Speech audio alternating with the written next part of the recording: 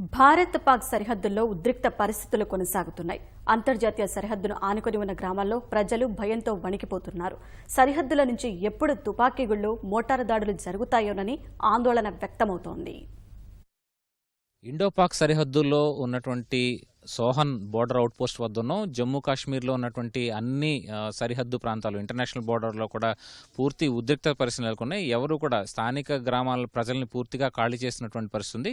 స్థానికంగా గ్రామస్తులు, ఇక్కడ రైతులు పంట పండించే పొలాలకు కూడా వెళ్ళలేనటువంటి దుస్థితి నెలకొంది.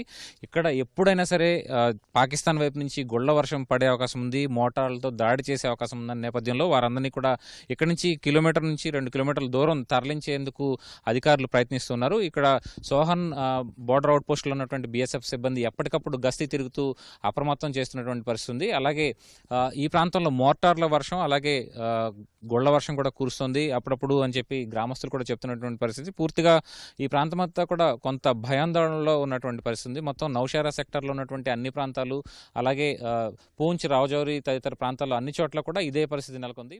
యుద్ధ మేఘాలతో సరిహద్దు గ్రామాల్లో ప్రజల పరిస్థితి దారుణంగా మారింది. పశువులు ఉన్నవాళ్లు మాత్రం ఒకరిద్దరు ఇళ్లలో ఉండి మిగతా వారంతా సమీపంలోని గ్రామాల్లో తలదాచుకుంటున్నారు.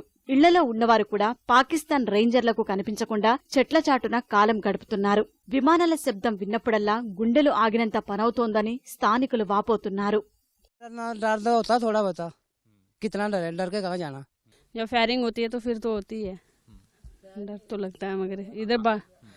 बॉर्डर पे रहते हैं, डर तो होता है, मगर क्या करना।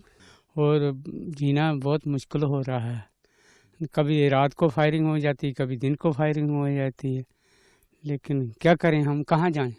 ఉద్రిక్త పరిస్థితుల కారణంగా సరిహద్దులోని అన్ని పాఠశాలలకు సెలవులు ప్రకటించారు.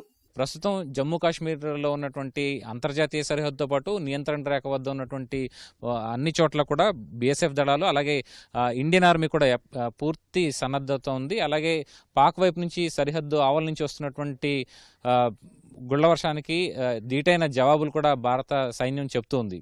కెమెరా పర్సన్ నాగరాజ్తో కలిసి ధనుంజయ్, ఈటీవీ న్యూస్, ఇండో పాక్ సరిహద్దు నుంచి.